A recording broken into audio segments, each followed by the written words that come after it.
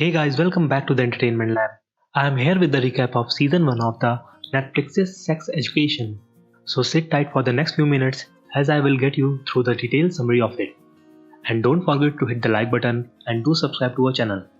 Otis, a student whose mother Jean is a sex therapist, struggles with his inability to masturbate.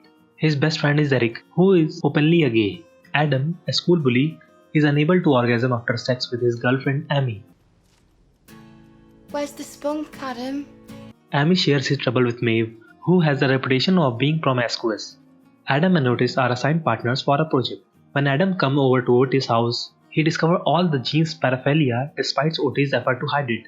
The next day, Adam tells everyone in the class, causing an embarrassed Otis to rush out with Maeve going after him. Later, they find Adam in an abandoned building, unable to calm down after having taken 3 Viagra pills. Adam explains his situation, and Otis gives him an advice to own his narrative. That you need to own your narrative. The next day, Adams exposes himself in front of entire cafeteria as means of his owning his narrative. He is able to achieve orgasm with Amy, but she dumps him as he is now an embarrassment. Maeve proposes to Otis that they run a sex therapy clinic at the school, with Maeve handling the logistic and Otis providing the therapy, and split the profits. I'll deal with the business end of things, and you can do the therapy. We'll charge for every appointment and split the cash. Therapy? Yeah, sex therapy. Amy hosts a house party where Otis and Maeve attempt to find clients by giving them free advice.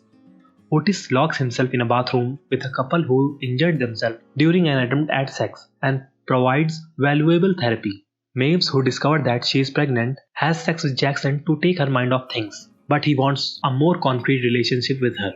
Dejected due to her pregnancy, she tells Otis she plans to call sex therapy off.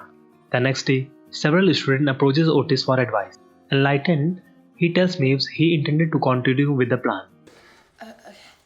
This is good. This is really good. So we're back on.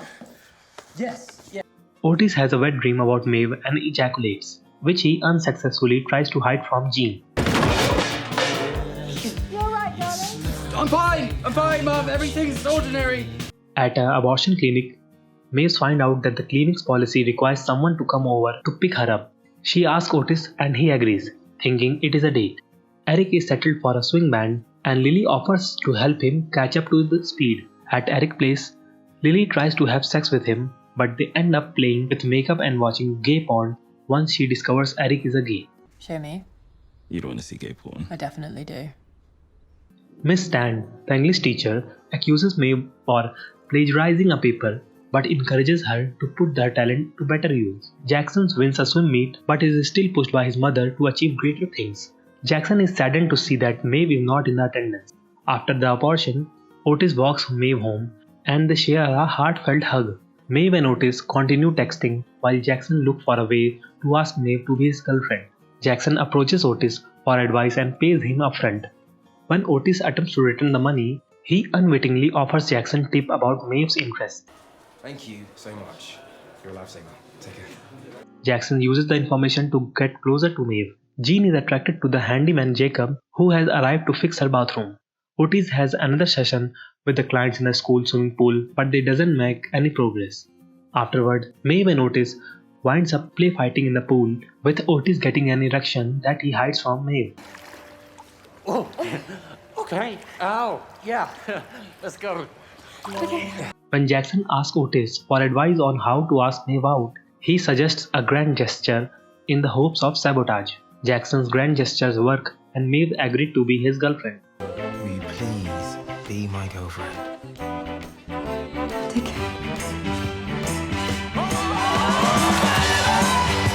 Jackson invites Maeve over the dinner to meet her parents, as they have been dating for months. The encounter starts going south when the parents inquire about Maeve's parent, so she sneaks out of the back door. Maeve? Later, she apologizes to Jackson and comes clean out with her dysfunctional family, prompting Jackson to talk about his insecurities. Maeve and Otis try to find out who is disseminating a particularly embarrassing photo of one of their clients, while Otis and Eric plan to attend Hedwig and Angry Inch in the full costume as a part of their yearly tradition for Eric's birthday. In the process of solving the photo's mystery, Otis stands up Eric.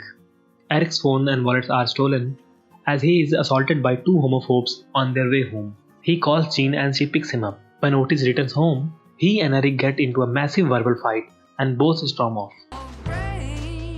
You alright, darling? Do you want to talk? In a flashback, Otis catches his father Remy having sex with one of his patients, leading to his parents' divorce. Following his father's advice, Otis decides to take Lily up on her previous offer.